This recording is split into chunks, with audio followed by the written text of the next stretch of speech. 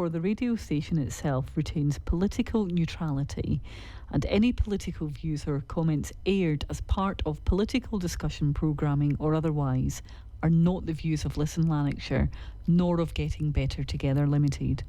The station has a set of key commitments found on the Ofcom website, and we adhere to all necessary Ofcom rules. For more information or inquiries, please contact us at radio@shotshealthyliving.com.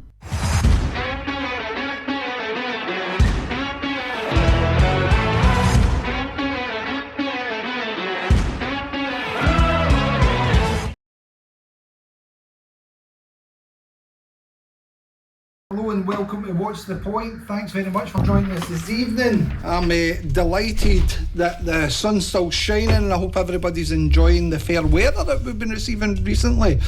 So welcome to What's the Point, the podcast and radio show that asks the questions most politicians dodge and some probably wish we'd just stop asking altogether. I'm Greg Lennon, and tonight we're diving into the murky loch of Scottish politics. No life jackets, no spin, and definitely no safe spaces. And of course I'm joined by my good partner in freedom of speech endeavours, Mr. Jerry Brennan, a man who once got into an argument with a Yes campaigner, a unionist and a Green voter, all in the same queue at Greg's, arguing over the price of wheat under localised billing models. How are you, Jerry? Greg, as always, it's an extraordinary pleasure to join you on the show.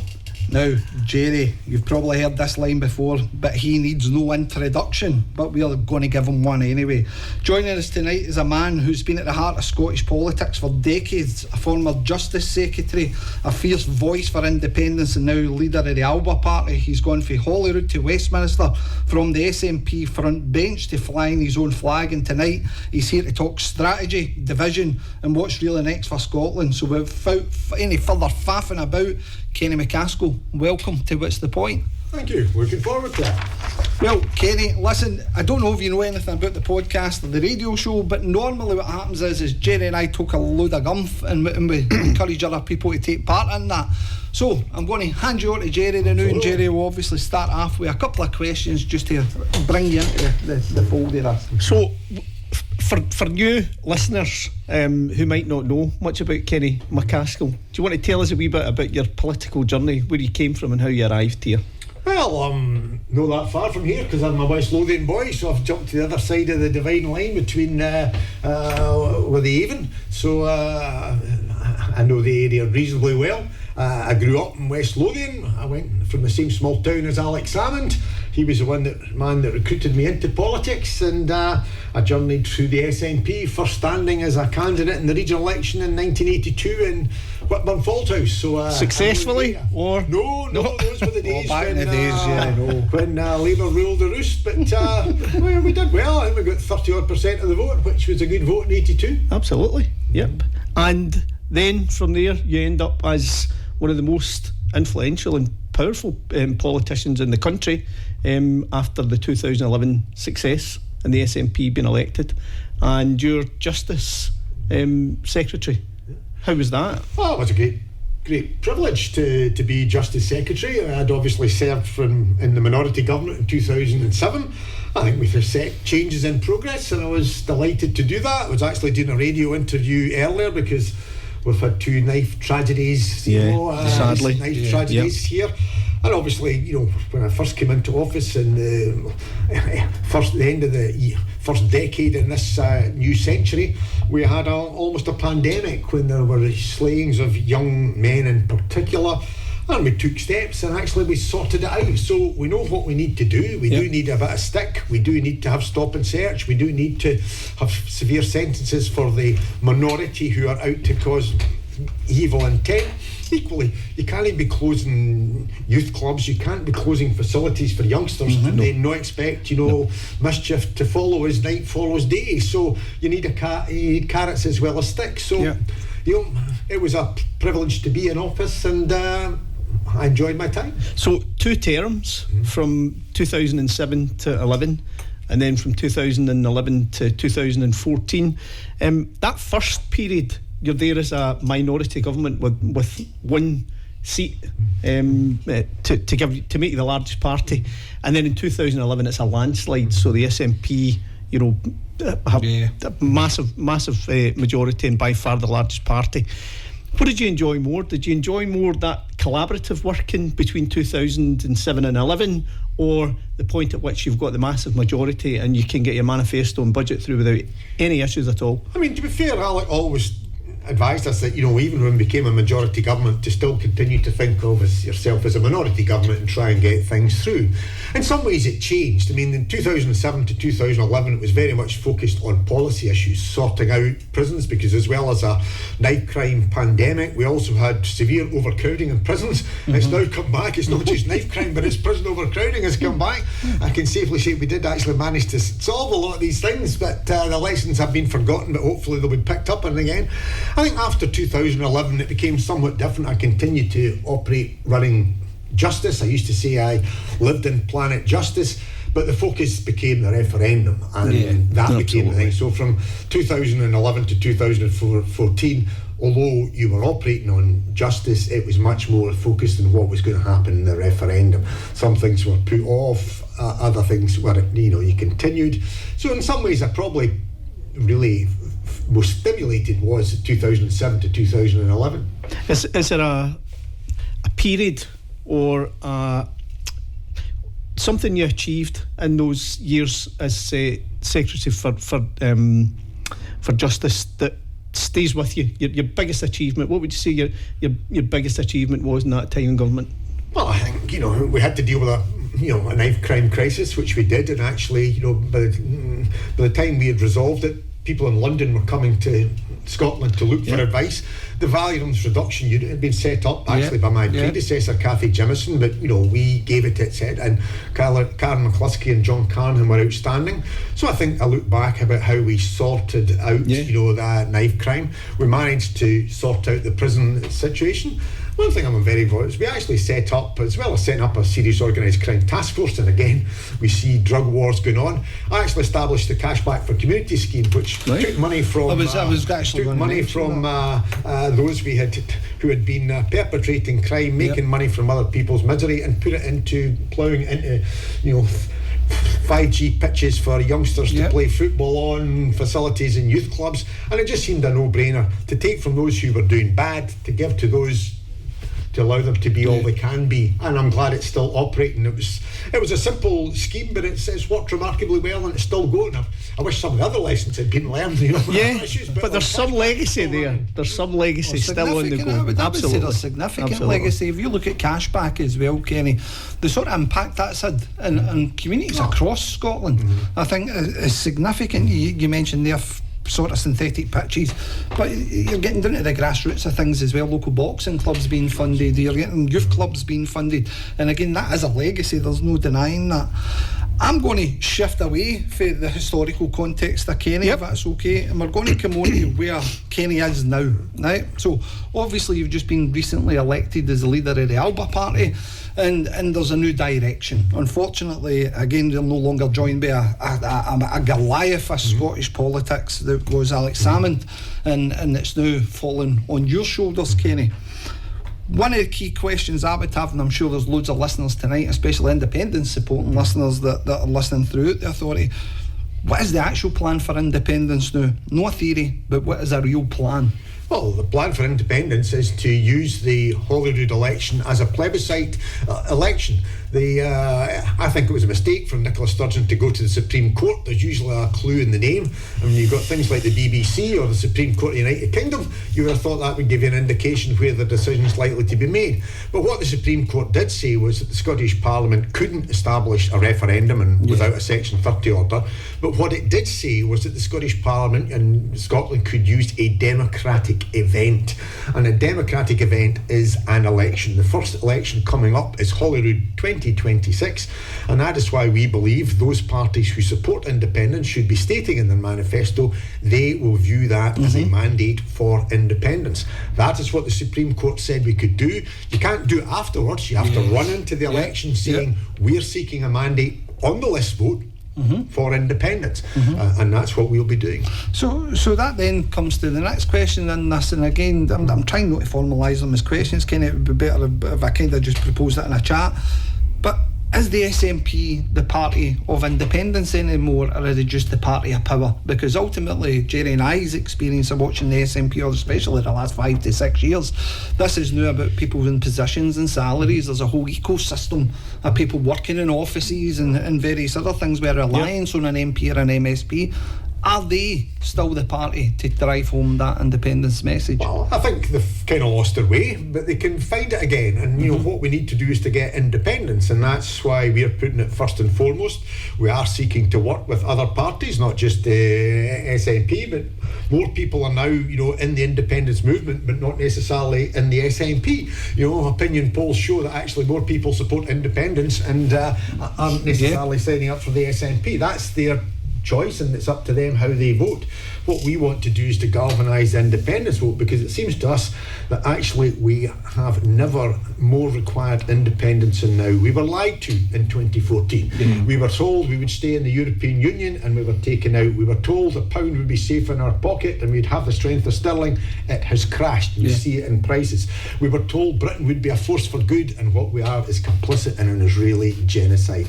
So for all these reasons we need independence. I'm always mindful when Lanarkshire, and, you know, remember the great Tom Johnson said that he would be the Labour Secretary of State, and he said, well, you know, he said wasn't opposed to independence, but he thought it had to sort out the Scottish economy first before we could move to independence. And that was why, when he was just parting from politics in the 50s and 60s, you brought in the BMC, you brought in Roots, you brought in Chrysler, you brought in all this thing. The thing now is, you know, without independence, we cannot resolve the Scottish economy. So this idea that you solve the Scottish economy and then move for independence, we are being, you know, our society is being damaged because the position being taken on immigration is going to be cataclysmic for care and the NHS in Scotland, and the economic position. We've seen what's happened on fishing, where communities have just been sold down the river again. But fundamentally, having driven here, you know, across the moors here, we're an energy-rich country. We have oil and gas. We now have renewables. People here can see the turbines turning on the hills. People where I come from can see them turning off the shores.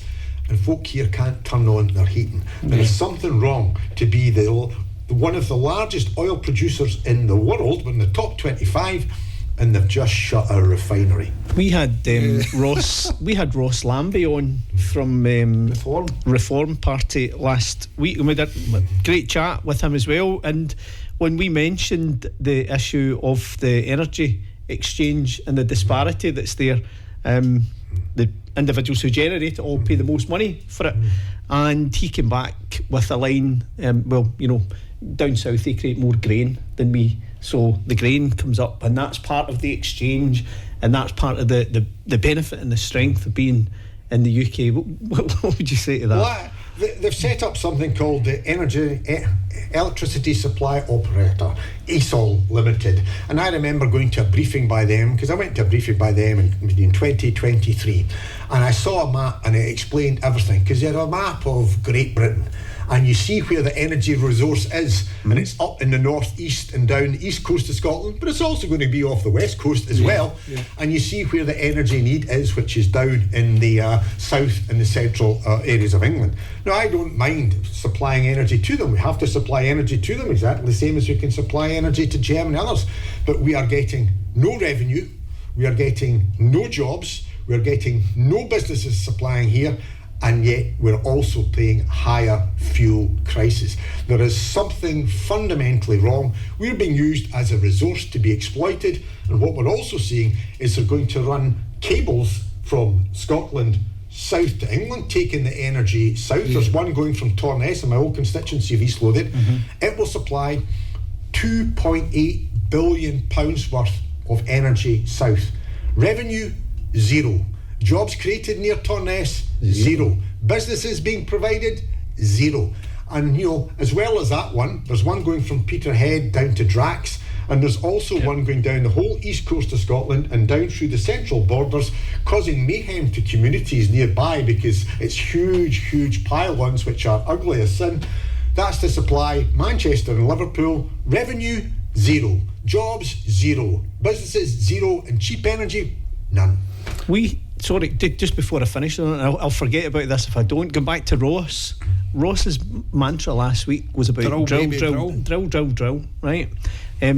Alba have a phenomenal success in the Scottish elections and come out the largest party, bar none. What's your approach to net zero energy, oil and gas? Well, our view is climate change is here. We have to address it. But it is insane not to use your own resource. And that is why the closure of Grangemouth is daft. Yeah. The shutting down of the North Sea is totally counterproductive. Of course you should use your own oil and gas, as Norway has. We should be benefiting from it. I mean, I occasionally go to Shetland, and it's the only place that's had any real benefit from... You get one oil, penny in because, it. because of the very limited deal organised by Chief Executive.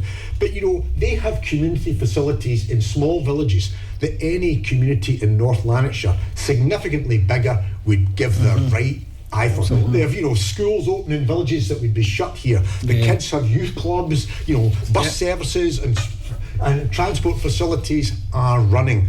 So we are being exploited. So of course we should use the North Sea. And as for the environmental aspect, let me say, the closure of Grangemouth is wrong economically, because it's fundamentally damaging to us. It supplies not just, fuel for vehicles, it supplies the aviation fuel, not just for every airport in Scotland, but for Newcastle. And if you speak to the airports, they're wondering where are we going to get our fuel from. But actually it's environmentally damaging, because I did have a constituent of mine in North Berwick who didn't particularly like me and used to send me You obviously didn't know you well enough, I Kenny. remember him writing to me to say, well, you haven't thought about the economic benefits or the environmental benefits of closing down Grangemouth.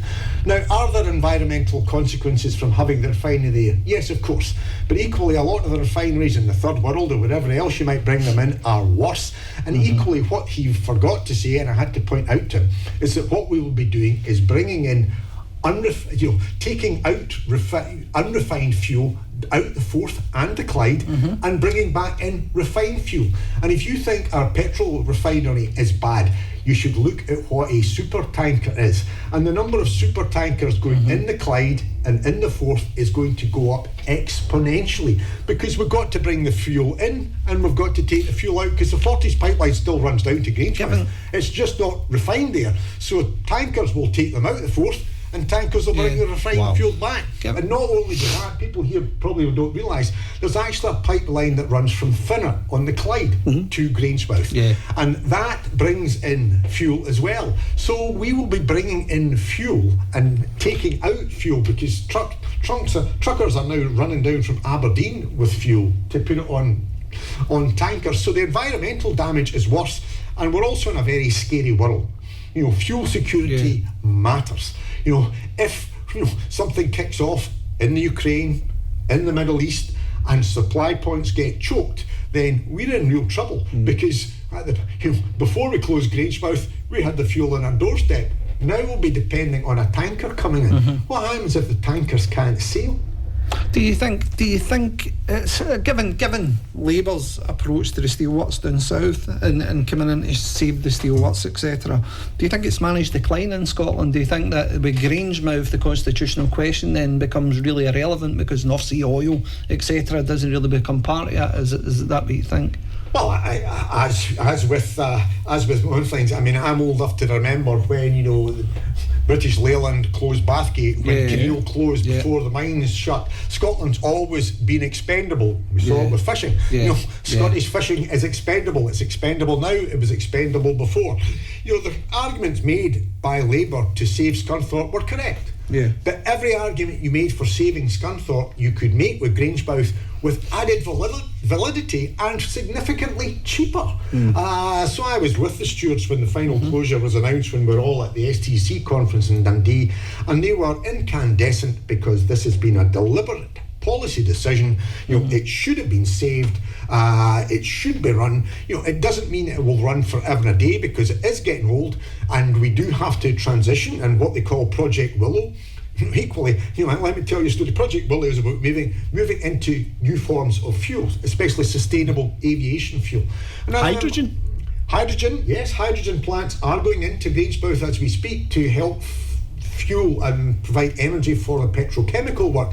So hydrogen is a big thing, and I'll come on to that if I have time. But equally, I remember speaking to the chief executive of Edinburgh Airport, who said Scotland's actually supremely well positioned for sustainable aviation fuel, because it isn't just taking used cooking oil. It's actually the detritus from trees and forestry. It's also the biological offshoot from whiskey. All of these things that we currently trunk around the country, you can turn to sustainable aviation fuel. Hydrogen, what do you need for hydrogen? You need electricity, power, and you need water. We have that in Scotland. We are seeing decarbonisation, and hydrogen plants come in with and I'll give you an example. There's one going into the old constituent I had at East Lothian, not to the distillery at Glenkinchie, but to maltings. And I remember speaking to people who were in, I said, will there be a surfeit of hydrogen? Will there be more available than will simply be required to power the plant? He says, absolutely. I said, would the council be able to access that? Of course. Now, what does that mean? It means that you should have a cheaper fuel, so a council should be able to convert its vehicle fleet, refuse lorries, everything. Buses should be able to run on a fuel that is cheaper, readily available. And, the irony in Grangemouth is who actually manufactures hydrogen and electric buses. Alexander Dennis Limited in Cambridge, and they are hanging on by a thread. Scottish companies should be buying Alexander Dennis buses. We should be converting to hydrogen. We should be seeing cheap fuel available for our local councils. So that kind of nicely leads into the fact then, Kenny, the Scottish Government or the Scottish Parliament elections next year, let's say hypothetically you become First Minister. Would you take within that first 100 days to convince the people of Scotland it's time to look at independence as a real viable option now? Well, we've got to drive forward. We've got to be protecting our core industries. We've got to be protecting our society, because the societies are going in a different direction north and south of the border. I see there's actually a review at the present moment for some of the offshore wind fields that were sold off by the Scottish Government, and that's where they made a mistake. I pointed out that actually they sold off for 800. Nicola Sturgeon claimed great credit for getting 800 million. Remember it. 25% of what the Scottish Government sold was put out to tender by the state of New York, who got something like $4.2 billion. And they can't argue that the market is bigger, because the market in Europe is bigger. And let's remember that you don't just have to sell that energy south. There are links that take it across to Norway. If you take it to Norway, you're into the European network and you can sell it to Germany. Does Germany want to buy fuel from Vladimir Putin, or do they want to buy energy from Scotland? So we are energy rich. All of this sounds brilliant, right? And none of it is new. No.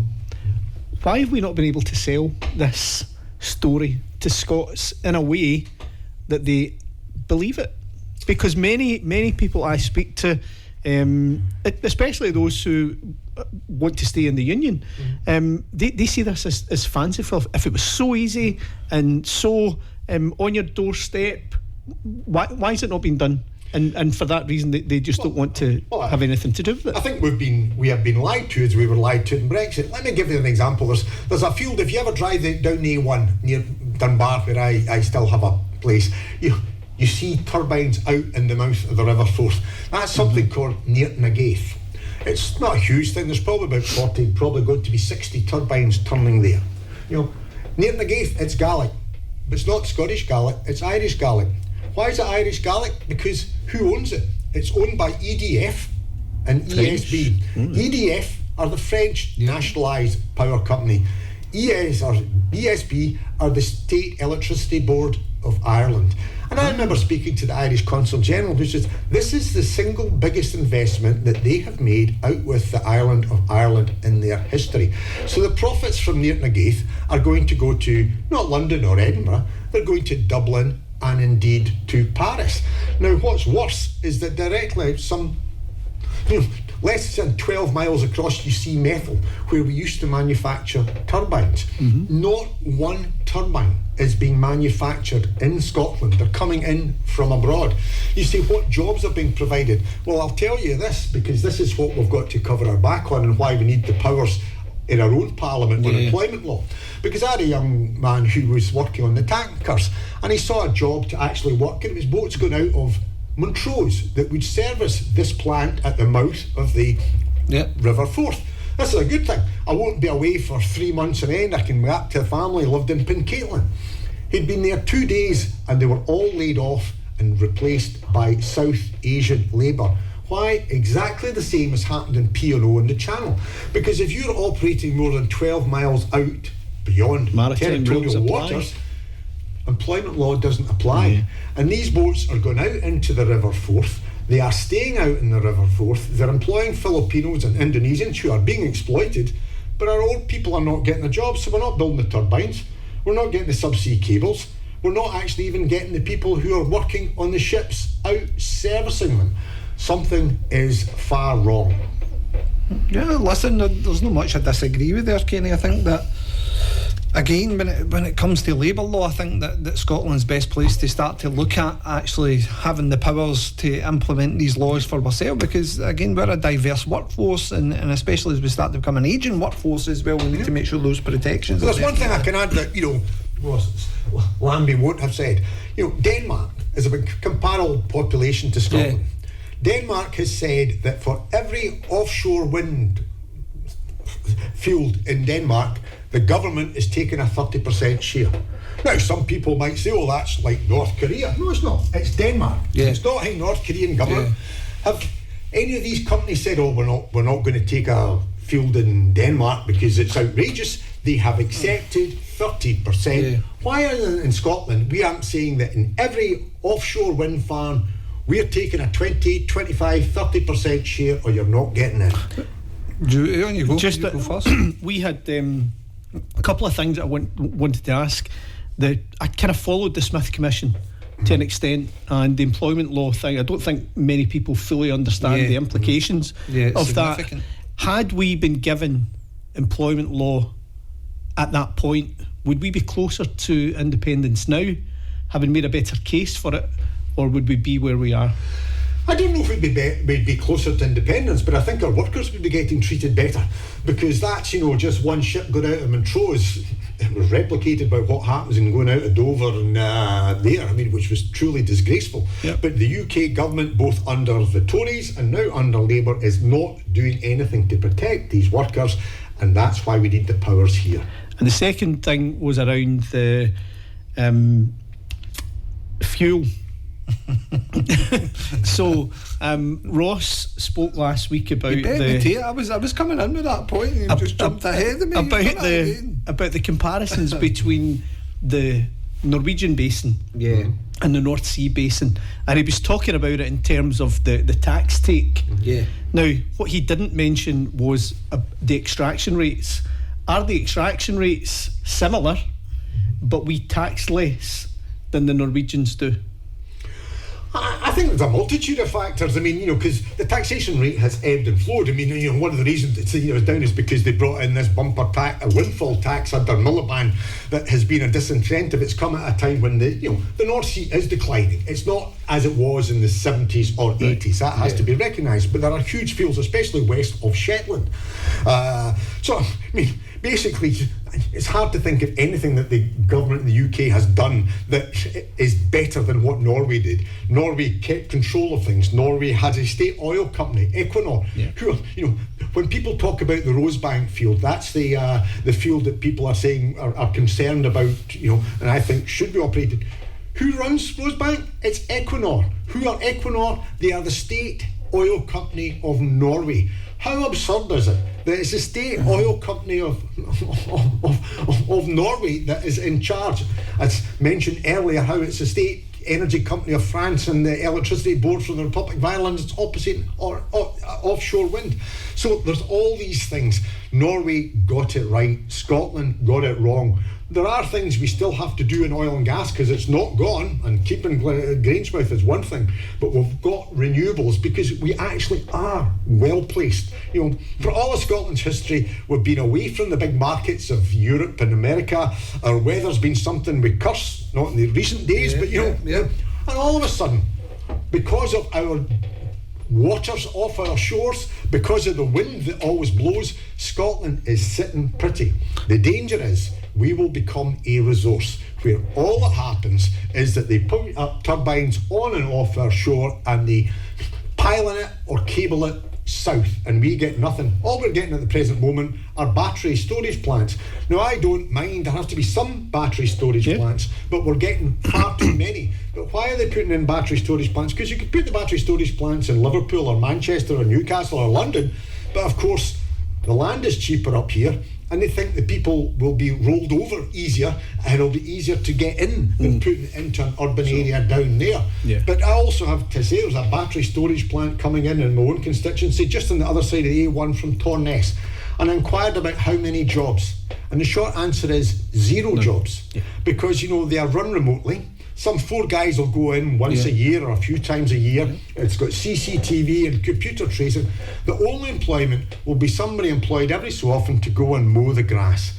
That isn't giving any benefit to East Lothian, and yet we see the turbines turning. We're getting the downside of the battery storage, and we're getting no revenue. That's a really interesting point, Greg, because the law around that is UK law, depending on the size of the battery storage plant, and therefore it doesn't even go through planning. And local authorities, if it's over a particular 50 gigawatts or so, it goes directly to the Scottish Government and UK law, rather than the local planning authority. I mean, every battery storage plant, in my view, you should be looking to tie in with a hydrogen plant, because that way you've got the energy, get something purposeful out of it. You will get jobs in hydrogen, but you'll also get the benefit of cheap fuel. And I can, people might say, why do you want hydrogen? Buses, for example, run in. This will be something that interests your listeners. Hydrogen buses, I think, are the way. I remember speaking to a friend of mine who actually was he was running the Lothian bus company. The bus runs the city of Edinburgh. And I remember saying, how about electric buses? He says, we don't really like electric buses. We go out at 6 in the morning and we work till 12. We change drivers, but we don't want the buses plugged in for 4 hours. And it also reminded me that, see if Annandale Street, which is in the centre of Edinburgh, if they recharge every bus there, nobody in Leith would be able to boil a kettle. Similar would happen here in Shotts. If you started recharging the buses, nobody would be able to put their TV on. So he preferred hydrogen buses. We've got a manufacturer in this country, and if you start having a battery storage plant but having a hydrogen plant, then you've got cheaper fuel. It's certainly cheaper than getting the diesel fuel, but we're not doing it. It's an interesting take in this, I think. Last week we had a Reform candidate here, Kenny, and his position's no too dissimilar to where you're coming from. In relation to Reform, what they're trying to do is focus on the economy, get the economy growing again, and it's practical solutions that they're looking at. So let's get into the North Sea, let's do this, let's make it a hybrid approach in relation to energy, etc. Reform's gaining traction in Scotland, whether we like to admit it or not. Why do you think their message is resonating so well with the electorate at the moment? Well, they're fed up. I think people are just fed up with what they see as the cabal of all the parties. They think Reform are different, when in fact many of them are just Tories retread into Reform. Ross would argue. He would argue against it. The same over again. I disagree with their policy on immigration, but what frightens me most is their plans on the NHS that would basically see it privatised. There are attacks on workers' rights that would undermine them. So I can understand why people see Reform as just get rid of it, we need a change and whatever. Equally, I think the blame rests with with the independence movement not driving forward, and I think the problem has been that the independence cause has become very constitutional. And I remember speaking to the shop stewards at Grangemouth, and almost to a man or woman, they all voted yes in 2014, but they now just kind of don't see it as relevant. They say, well, of course we support independence, but it's like, do you want Scotland to qualify for the World Cup? Absolutely. Do you think it's going to happen? No, but it'd be a nice thing to happen. They don't see it as relevant. That's why I think what is necessary is to make the case for independence linked not just to the constitutional, because I do believe that Scotland should be an independent nation, but we are an energy-rich nation, and yet we have over half of our people are in fuel poverty. Businesses are closing because they cannot compete. If you're running a hotel or a pub here, you're outpriced. You're more expensive than running a pub in Ireland. Why is it that we're becoming an expensive destination that our people can't turn their heating on? So I think what's independence is about making an energy-rich country actually get the economic and social benefits of the resource. On that point, Kenny, do you think reform is a threat to independence, or do you think that's going to help speed the process up, considering the fact that Labour is absolutely tanking in any election that's coming up against reform, especially I think in Scotland? it's a divergence, because reform are going to be reflected up here, but certainly I know the concern that there is in Labour. And I would actually worry, the views that the Tories are doomed. I'll believe it when there's a stake through Gladys Hart or one through Margaret Thatcher's. The likelihood of a Tory reform government in the UK, and if we thought Thatcher was bad, I always remember during the referendum. I always used to try and tell this story, because I grew up, as a child of the 60s. I remember the miners' strike about 72 and 74, and I remember how my parents actually loathed Ted Heath. Ted Heath was, didn't like him at all. But of course what happened was Ted Heath got replaced, and then you had, Ted Heath became the almost unofficial leader of the opposition, because Thatcher was so bad. And then Thatcher went and thought, it can't get worse. Major came in and he privatised railways, which she hadn't done. And then, of course, it can't get any better. We're going to get to, some form of caring conservatism. And you got Cameron and Osborne on austerity. And I remember in 2014 saying, what's next? Who's next? It'll be Boris Johnson. And everybody laughed. Indeed they did. Believe you me. Boris Johnson now looks moderate in comparison to Kemi Badenoch or Robert Jenrick. So the future, if we remain in the UK, if we want Scotland to be the country it can be economically and socially, we need to be independent.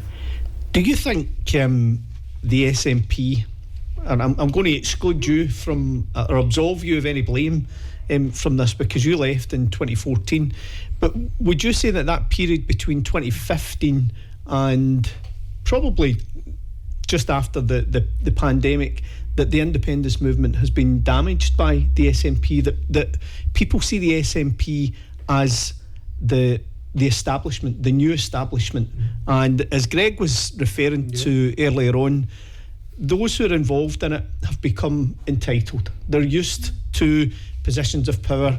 They're used to their place on the list, particularly.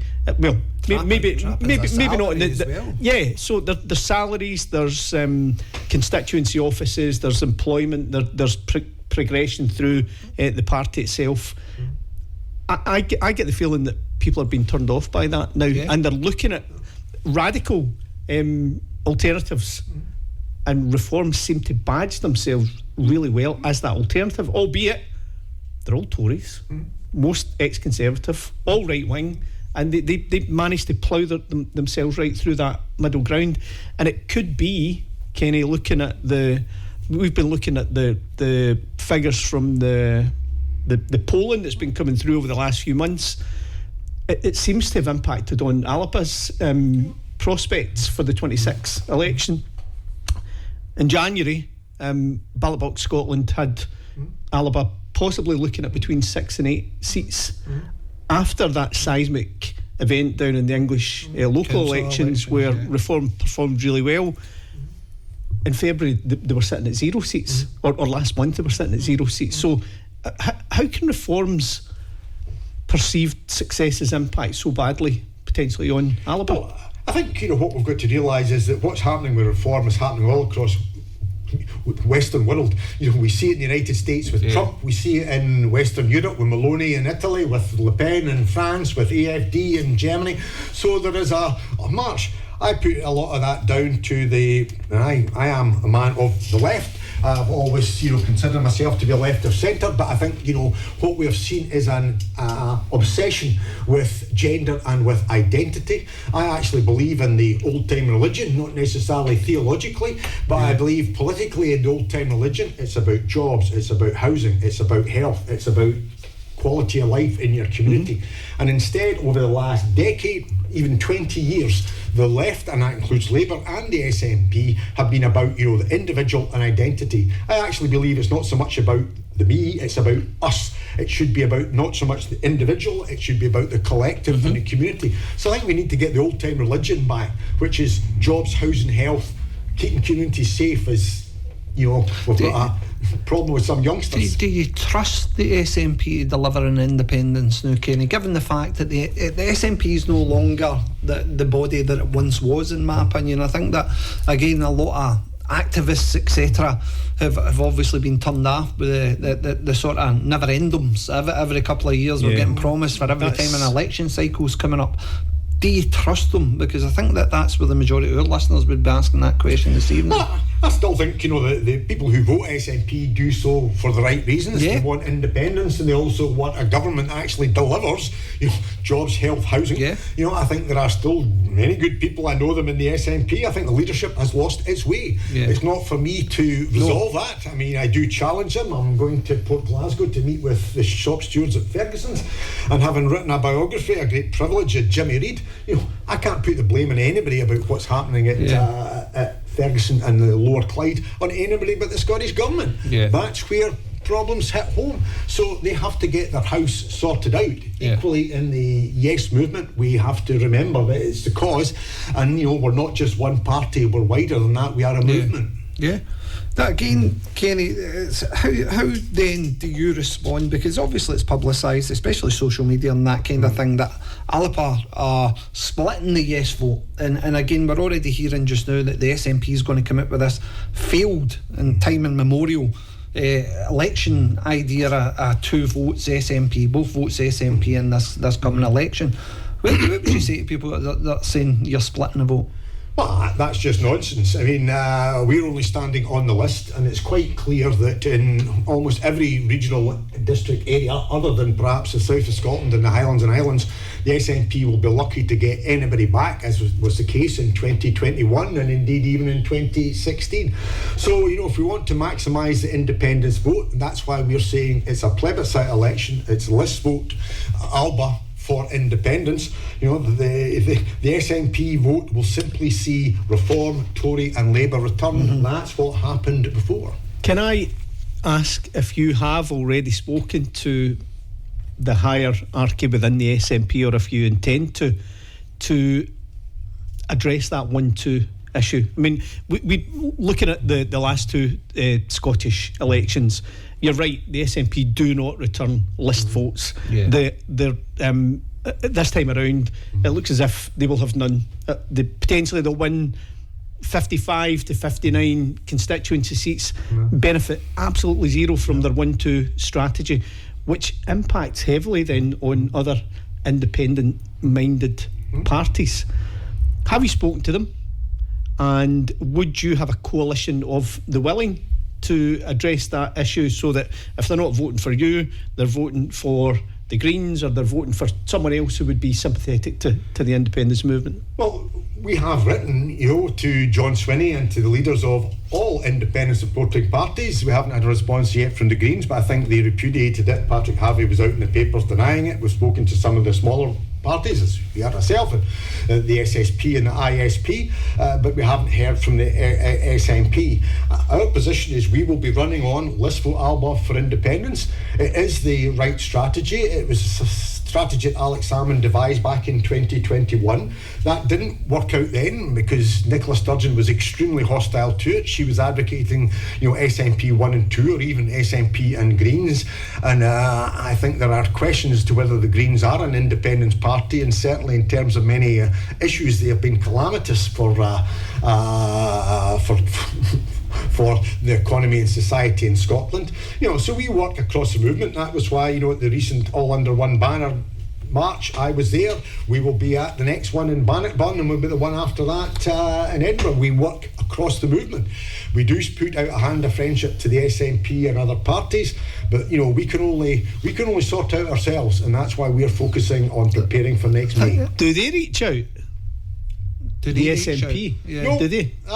So far, no. But equally, what I do find is that I speak to an awful lot of what I would call just ordinary activists in the SNP, and what is coming from the leadership is not being reflected amongst the activists. I think more and more SNP activists running constituencies are all recognising that SNP 1 and 2 is a waste of a vote, and that's why we would hope that John would meet with us and be persuaded.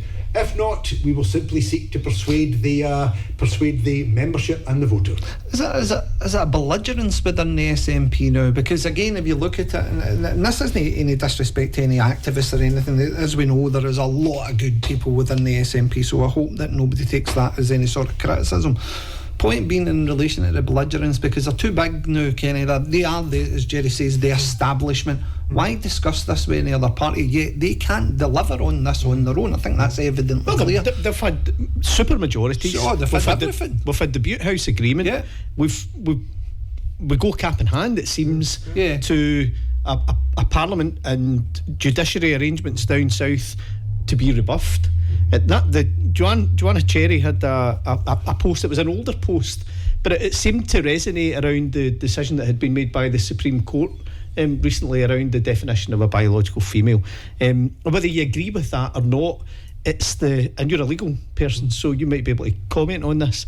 The fact that the UK government has now 2 or 3 times superseded Scottish legal arrangements, does that render the Treaty of Union and Scotland's right to Scots law having supremacy in perpetuity, does that render that no longer relevant? No, at the end of the day, our battle is political. We have to win this politically. At the end of the day, the Scots courts will, fall under line to the UK Supreme Court. That is the position, given who is in the Scottish judiciary, and there's decent folk in there, but they will accept the direction from the UK Supreme Court. We have to win this battle politically. I think the SNP have lost their way. You can put it down that COVID was a distraction. Equally, Brexit was a huge opportunity. The biggest failure of Nicola Sturgeon, and it seems to be unchallenged, that Theresa May was prepared to offer Scotland opportunities that Northern Ireland now have, and that Keir Starmer seems to be trying to get back, and we didn't even take it. That was the time to strike, and So we transition for the cult of personality, in my opinion, in relation to Nicola Sturgeon, and then we transfer to an anointment of Humza Yousaf. Do you think that at that time it was a missed opportunity that Humza Yousaf became then the leader and First Minister of the country? Because ultimately a lot of critics and criticisms came forward at the fact that, especially those who do believe in the independence movement, that was an ideal opportunity to consolidate the independence support coming from other political parties and actually try and take that forward in that concept. Well, I wasn't a member of the SNP by then. I did think they made the wrong choice, but that was a matter for them. And they, I thought that they would, crash in the polls, and they did. The SNP have steadied under John Swinney, but the real reason they have steadied is because Labour have crashed. I think the wipeout that the SNP got in 2024 was always on the cards. Equally, Labour now face a similar wipeout because even if they roll back on winter fuel allowance, people don't forget what has been done to them. And this is not a Labour government in any shape or form. It has been catastrophic for Scotland. So, Starmer doesn't seem to have anything that he is prepared to, stand by or believe in. It's really quite remarkable. And, I grew up when, there were titans in the Labour movement who, I might have been in the SNP at that stage, but I had huge admiration for them. They were good people. And as there still are. I mean, there are good people in all political parties other than fascist ones, but unfortunately, SNP and Labour have lost their way, and the problem for the SNP is they don't know what they're about. Do you think then, Kenny, because we often talk about this, do you think the party management system, because like you say, is big figures in Scottish politics, big figures within trade union movements, we've lost that in this country, I think now. And again, is it the party management system that's strangling that concept, or strangling these individuals for talking, or is it something else? Is it a case that people just don't want that type of politics any longer?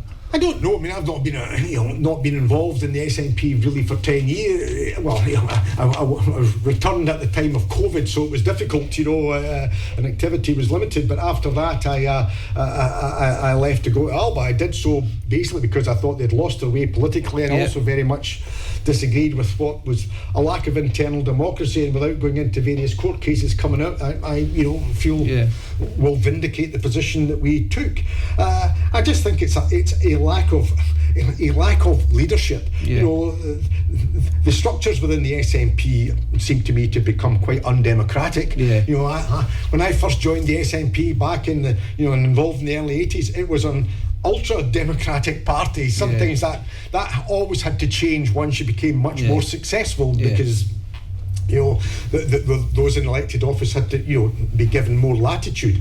But it was always a democratic party, and yet it did seem to become almost the cult of the personality. And looking back, the Nicola Sturgeon at the Hydro, all of that, we should not have been going anywhere near. So we've been in Alba then, as the vision. So as I say again, coming to the Scottish Parliament elections, hypothetically, if you take a number of seats there, we will see prominent figures that are talking up for the people of Scotland. We'll see strong leadership coming for yourself and others in relation to taking forward the independence drive, because right now, in my opinion, it seems as if the independence movement is disfragmented at the moment, and there is no clear leadership. So is it Alba that's going to be that leader, or should it be the SNP? Where does it lie? I believe that it's us that can put a backbone into them and drive it forward. At the end of the day, we would hope to get at least one back in every regional area. On our own, we wouldn't be able to form a government, but we can certainly be insisting that the drive to independence, that we put the foot to the floor. And the SNP have just taken their eye off that. And when we have John Swinney suggesting that we've got to get to 65-75% in an opinion poll, we all know opinion polls depend upon the question that you ask.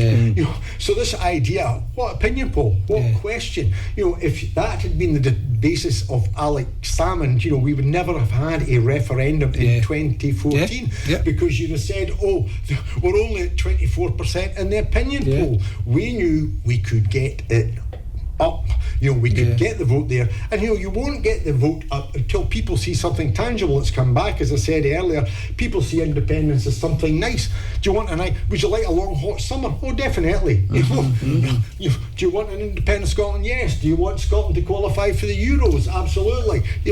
It's just something, it's not absolutely imperative. And what you have to do, you have to have a strategy, and you have to be able to explain it. We've got the strategy, plebiscite election, and the explanation is we're energy rich and yet fuel poor. It's absurd. Is it an open goal that currently Scotland's taking? Because ultimately I think the polls are showing something like 56% in support independence. It's the size it's been for a long time. Now we're growing in relation to what the local opinion or the public opinion is.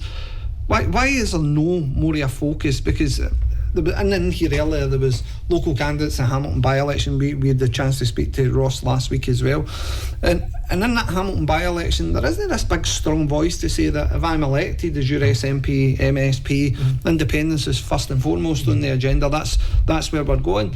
And I'm looking at other candidates now that are coming out for the SNP's lists that are selected as candidates.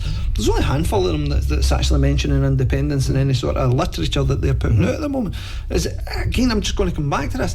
Is it a case that we're missing an opportunity in Scotland to actually put the constitutional debate right at the forefront again, to go to the polls and ask the question, or is it a case that we're just not there yet with 56%? No, absolutely. I mean, I think we have got to start making that message. That it's there. It is difficult because we are lied to, and what goes out in a lot of the mainstream media, which is why I'm delighted to be on your podcast, is frankly just not true. It's like watching the BBC for a balanced report on Gaza. It just ain't happening. But we've got to see ourselves as others see us. I can remember in the 1980s chapping doors and meeting an old lady from County Mayo. And when I said I was from the SNP, we wanted independence, she said, what, like Ireland? Because at that stage, Ireland was a poor country. On its knees. Now, Ireland is laughing all the way to the bank. They don't have the resources that we have. They never had oil and gas. They don't have the universities that we have. They don't have the renewables. And yet, I told the story about Neart McGaith with the Irish State Electricity Board.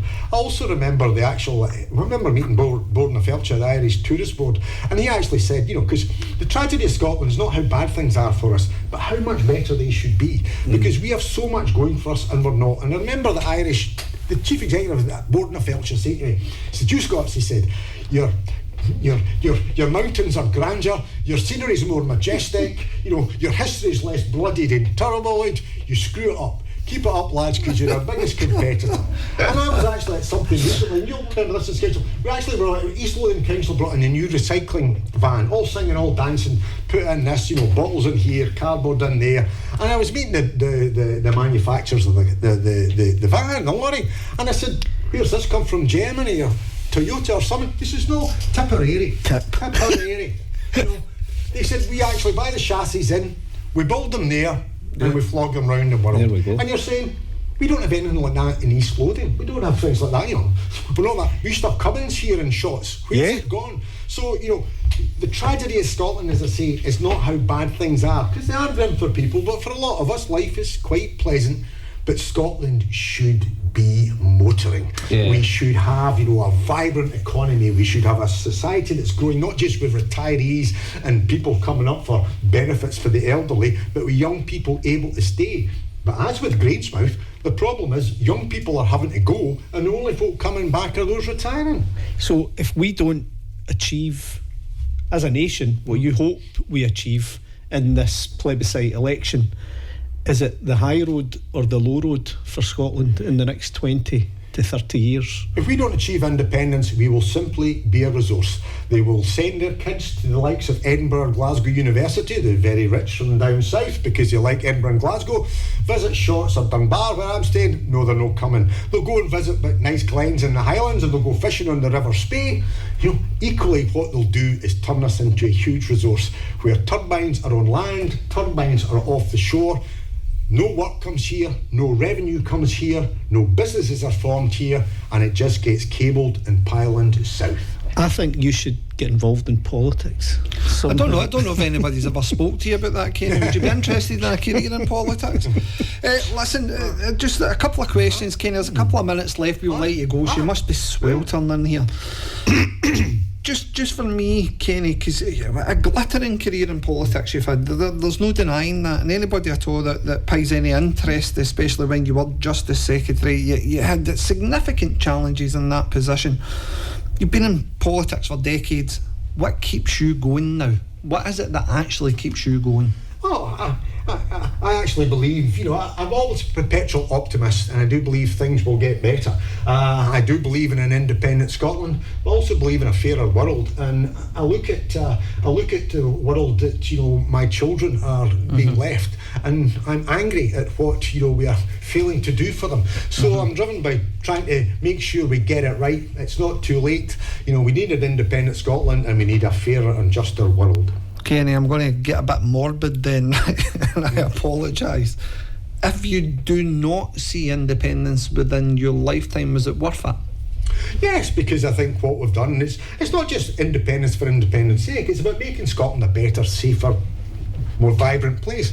And there's things that people I've worked with, changes that have been made. So, we fought the good fight. If we don't win, well, I remember speaking to, both having written a biography of Jimmy Reid, but I remember speaking about Mick McGahey. I remember McGahey always said, it was, it was like a horse race. I think he said, you just haven't decided the length of the course. Yeah. So we just keep on fighting.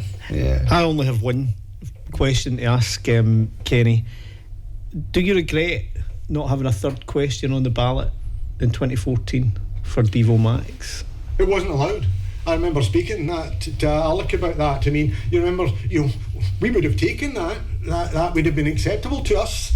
But, Cameron, when he decided he had to give the referendum because Alec had boxed him in by basically saying that what he would do is run a referendum, in Scotland, which would have been, should the Scottish Parliament have the powers to have a referendum, a bit like what was done in Strathclyde on water, fluoridisation.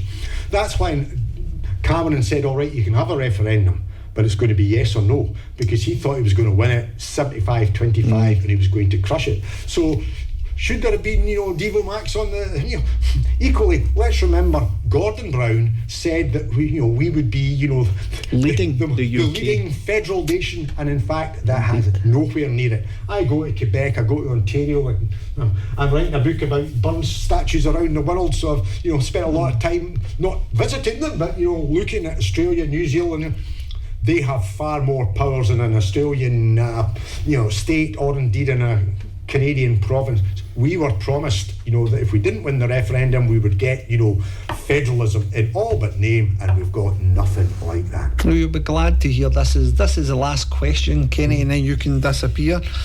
Given the fact that the SNP has lost significant sort of experience come this election next year, and it looks like it's a whole cohort of new people that are going to be in a position to be elected as MSPs.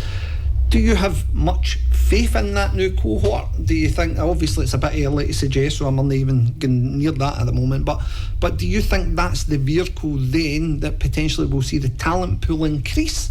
Or do you think that the current sort of ministers within the Scottish Government and those that are currently elected MSPs, that's going to be a decrease? We're not really going to get to independence anytime soon. I can't. You can only play the hand that you're dealt. And I think what we've got to do is to make sure that we get Alba back there, who are focused, resilient, and energetic, and drive it on. And we'll shame them because they've got away with this because they haven't been challenged. They need a challenge, and we're giving them that. Well, Kenny MacAskill, thank you so much for joining us. That was a riveting conversation. Absolute pleasure to have you here. We'd be absolutely here all night with you, to be perfectly honest, but I'm sure your family will want. And it's an open invite, Kenny. Whenever you wish to come back, we would be delighted to have you. Well, I remember down here because I stood in 80 because of the Plessy campaign when the ladies occupied Plessy along in Bathgate. I was involved in the legal campaign there, so a lot of the workforce came for shots as well as for Whitmer.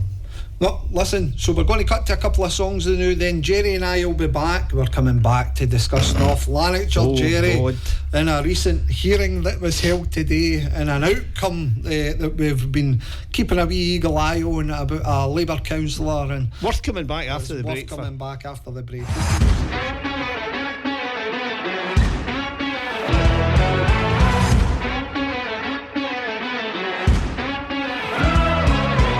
So thanks very much for joining us. We hope we've not put too many people to sleep. I'm joined again with my good pal Jerry Brennan. Good evening, Greg. Where to start? So Kenny MacAskill's chat ways.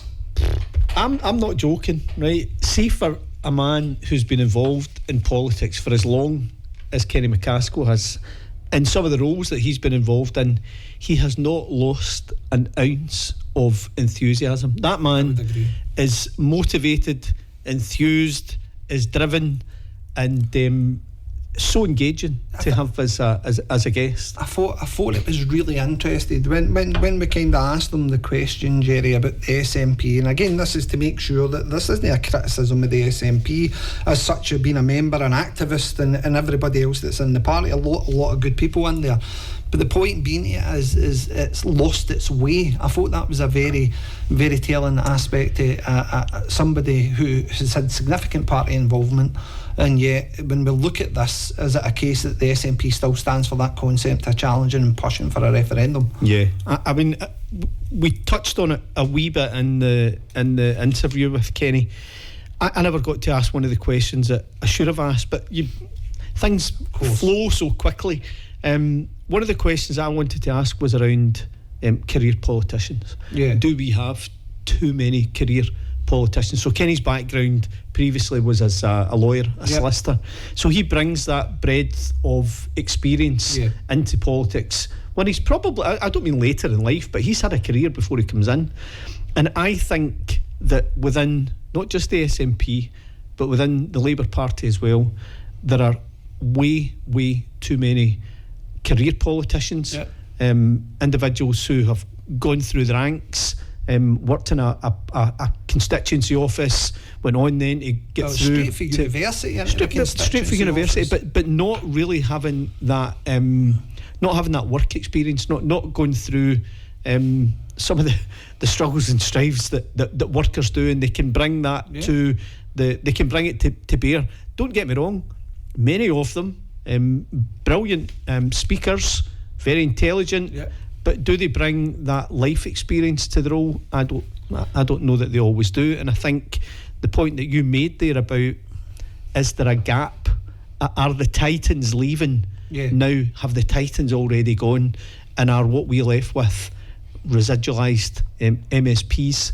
I think you might be right. Well, I think the shape and the face of Scottish politics is about to change. I think that the introduction of reform in Scotland, I thought it was an interesting concept last week, having looked at the contract for reform.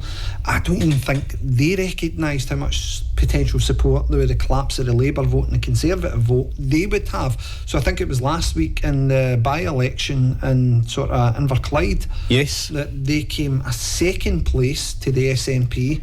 Labour was reduced to third, Conservatives fourth. So again, if reform is picking up this momentum, then really in effect, where does the constitutional debate then lie? I'm going to put my neck out. The Hamilton, Larkhall and Stonehouse by-election can be won by reform, I think. I'm not going to disagree with you. I think that Ross is a credible candidate. Very good speaker. This isn't to punt anyone or any party, and the reason I say this goes back to some of the discussions that we were having in the smaller villages during the Fertisset by-election in places like Carthill. Reform have identified areas. They've identified areas where they think they're going to do really well. They might not do as well in all areas of Hamilton, but they will in some places like Quarter. They'll do well. They'll do well in Larkhall. They'll do well in Stonehouse, and in the smaller areas, the SNP are still going to be strong in central Hamilton because it's more urban. But out in those areas that are more rural, I think they will do really well. Voices. And it's the silent voices. I think they win. You think reform will take it? I think they win, and I think it'll be tight, but I think they win. Well, before we get accused of electioneering, there is a raft of other candidates standing in that by-election. I don't have their names to hand, but I'm sure you can Google it and get access to it along with other political parties. We can post it up. We'll post it up on our Facebook page, alright? Anybody at all that's interested in who the local candidates are for that. And if for anybody interested, Louise Murphy Show will be interviewing all the candidates over the coming weeks as well who are standing in that by-election. Absolutely. Now, moving away from that, Jerry, just on to the last point here, and again, you raised that point there about career politicians and where the SNP are now heading in the trajectory. Kind of touched upon it. Perfect storm for the SNP, because the whole idea of Swinney coming in and steadying the ship, the normal level of scrutiny that would be placed on them at the time by the opposition parties is really non-existent, because they're all having their crises themselves. And really, in effect, it looks like next year, potentially, constituency seats will probably be safe, and especially when you look at the polling for Ballot Box Scotland and how that's going to transpire. But after that, then it's uncharted territory for the SNP, especially being a government that's been in power for that length of time. I think, in fairness, it's less an issue for the SNP. I think it's a bigger issue if you are in the Labour Party or if you're in the Conservatives. But particularly the Labour Party, I think that they're in some serious trouble going forward. As we know, because we really like it, Jerry, we like the rumour mill in North Lanarkshire, and I've got it on really good and it's always going. It's always on the go. I do like the gossip and the drama.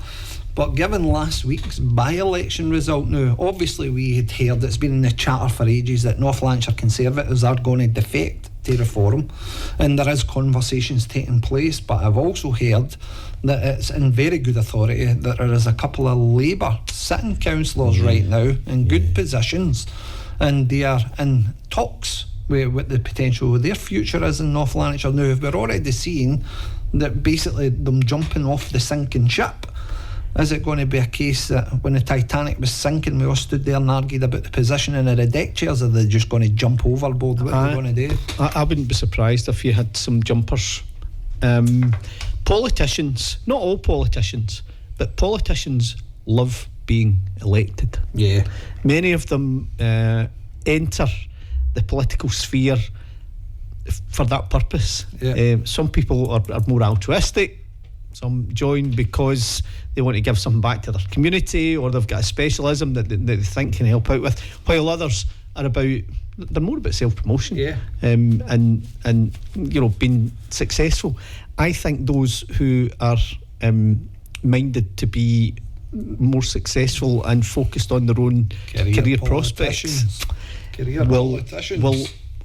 will be getting their gutties on, and just getting ready to jump. They'll be getting ready to go. So a shameless plug here for us, Jerry. The podcast is available on YouTube, TikTok and all other social media channels, and we would ask our good listeners that listen Lanarkshire to give us a wee like for any of the stuff that we're posting, and obviously keep the debate ongoing. For anybody at all interested as well, next week we're going to try and launch our phone in so that people will have the opportunity to call up.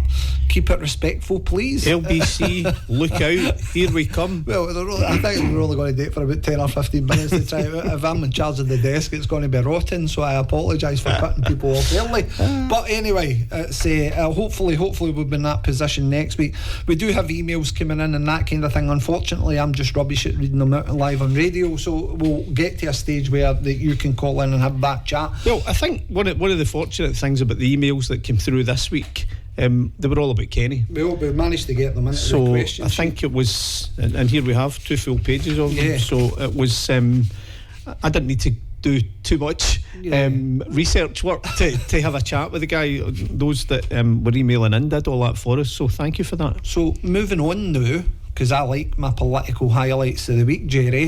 You normally steal mines. It's a busy week in North Lanarkshire politics, Jerry. So where to begin? So last week, or the week before that, we obviously raised concerns and highlighted to the good people in North Lanarkshire and how their Environment and Climate Change Committee was being managed by the current sitting convener. And now I have a good wee update for those good folk at home, Jerry, to advise that since then, and since the video that was produced by myself to highlight the inconsistency and the silliness of chairing and the complete and utter shambles that ended up being that committee, that a decree has been made in North Lanarkshire. Well, all conveners are now getting trained on convenerships and convenering meetings and chairing meetings, etc. Do you think that was anything to do with us, Jerry?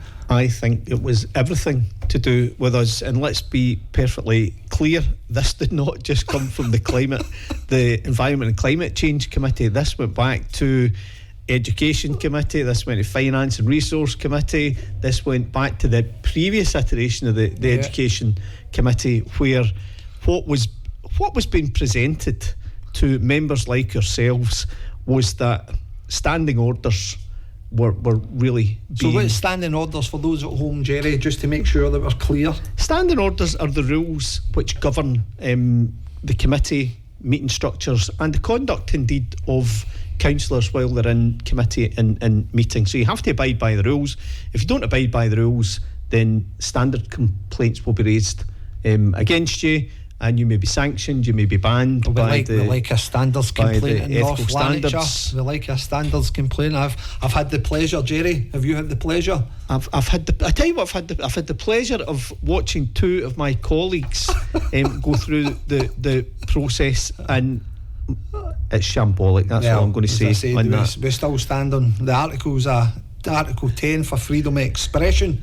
And I'll still be there. Yes. Deny it. But yeah, that basically what's happened is that obviously the administration, the Tory Labour administration, and potentially others have received complaints about the way meetings have been managed. Yep. That standing orders often are ignored.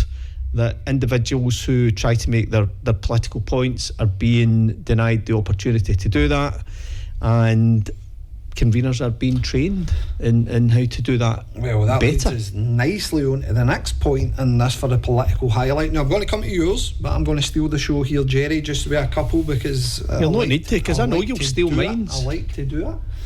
I'm going to come on to now the fact that the Housing Committee last week, and at that Housing Committee there was contracts being discussed and approved in the region, £117 million for a committee that lasted over an hour, and not one question came from any Labour councillor or opposition councillor in that chamber. They were happy to nod every single one of the contracts through.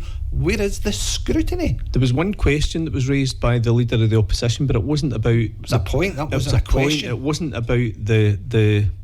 It wasn't about the protection of the public pound. And I know we've spoken about this many times.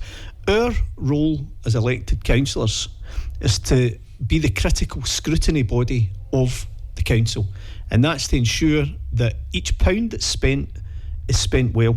Yep. The protection of the public pound is our role. Now, I find it incredible, unbelievable that 117 or 118 million pounds can be voted through to be spent without critical scrutiny being brought to it, other than the critical scrutiny that was brought by you and me. Yeah. And that, I felt, was it was shameful. Actually, I was disappointed.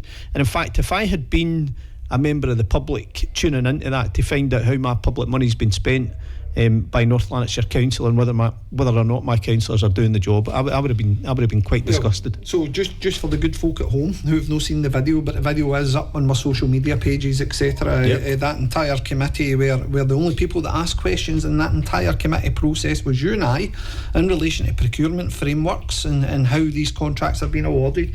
And then you raised another point in there that was significant, because that ended up getting you on BBC Radio Scotland during the week, Jerry. Yeah, so we ended up on Stephen Jardin's phone-in last Thursday morning, and it was on the back of the committee that had taken place. Just so happened that housing was the topic, the housing crisis, which is taking place, and I got the opportunity to speak to Stephen about the 14,000 applicants who are on the list in North Lanarkshire, and to talk about the outrageous cost of developing new build properties relative to what you can buy them for on the open market. So really looking at finding a way where we can again maximise the public pound, rather than spending between 260 and 300,000 pounds on a new build flat when we can buy 2 or 3 for 90. Well, you would think that's a no-brainer, especially given the fact that the Scottish Government is hammering home the fact that we need more socially rented housing, we need more housing that's going to be accessible to people, and yet we are building new builds at exorbitant fees and potentially where the procurement benefit is no longer in existence, Jerry. That is bizarre as a local authority that we are not analysing that to the hilt. In fairness, the leader of the council has taken responsibility of ensuring that there's an internal audit of the procurement processes that we follow, but that's not the answer. Well, in fairness as well, the leader of the opposition, the SNP opposition, asked a question as well, Jerry, in that entire committee, and that was about timescale of a tower being brought down, I think it was. But as I said again, we'll sharply move on. So the other thing, Jerry, is tonight, and it's broken the national newspaper, is a very, very well thought of colleague of ours, Councillor Pat Patton, was involved in an incident last year with the Save the School transport campaign, and I think it was himself and Frank McNally and others were leaving a hustings in Coatbridge, or some sort of event or campaign session in Coatbridge, and tonight the National has broke a story to say that Mr Patton was found guilty of moving his car towards a individual protester that was standing in front of him at the time, and basically it was seen as a lesser charge, I think it was, or a lesser verdict, and it was only a £400 fine. Now, Pat Patton has obviously been, I think the video has been widely shared on social media, so it'll be up for folk at home to look at that. But what's your thoughts on that? It's a really sad set of circumstances. I happen to know Pat Yeah. relatively well, and I know that he'll be bitterly disappointed that the event took place. Yeah. And obviously the outcome is what it is. And do you know, it demonstrates the precarious nature of elected life. If you're a politician, councillor, you can often be thrust into situations that are really emotive, and you have to be extremely careful how you, I don't want to say behave, but everything is under scrutiny when you're in that public glare. And in this situation, it led to a situation where someone was injured and charges were brought, and it's a really, really sad set of circumstances. Again, Jerry, and as I said again, this isn't any sort of criticism to the point here, but the administration makes difficult decisions. Elected members make difficult decisions. We all have to live by those difficult decisions that we make. Indeed.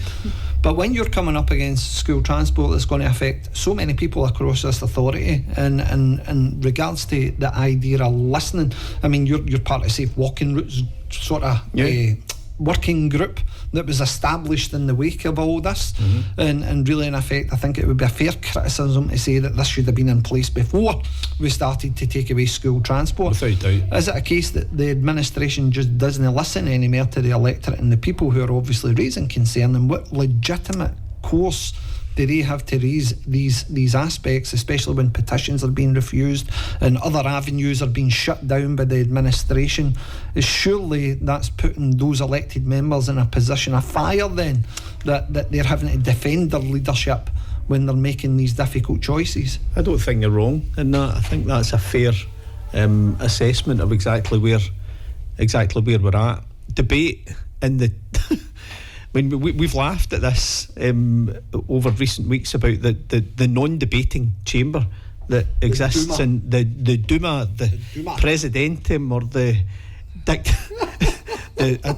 we come up with another name, but there is no debate taking place. No. in that chamber. There's a managed, very well managed showpiece that very takes well place, managed, which ensures that standing orders are adhered to, that agendas are arranged in such a way that you can't really bring anything. Well, I should say very poorly managed agendas and meetings, etc. Because if you think about it, everybody's on a training course. There's some good books out there that can be bought. One of them's In the Chair.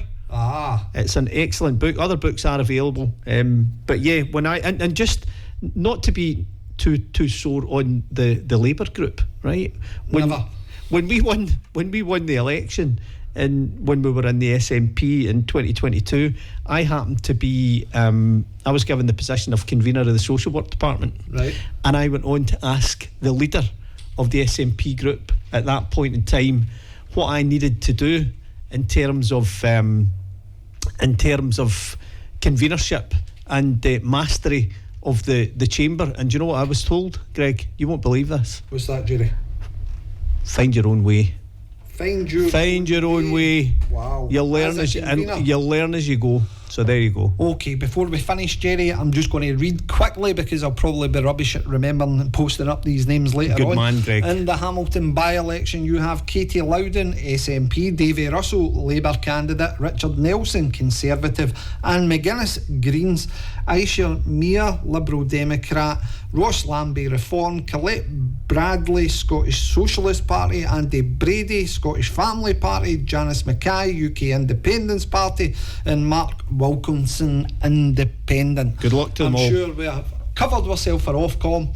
Thank you very much. This has been What's the Point? And for those three people that's probably still listening, we hope you enjoyed yourself. Thanks very much. Next week we'll be back, and we'll be back focusing on North Lanarkshire, Jerry, just so you're aware. And we've got a very special guest, somebody that's been at the heart of politics over a number of years, who can tell us exactly all the changes that's taken place and has reported on it all. Very much looking forward to it. Jerry, thank you so much for joining us. You're welcome. Thank you.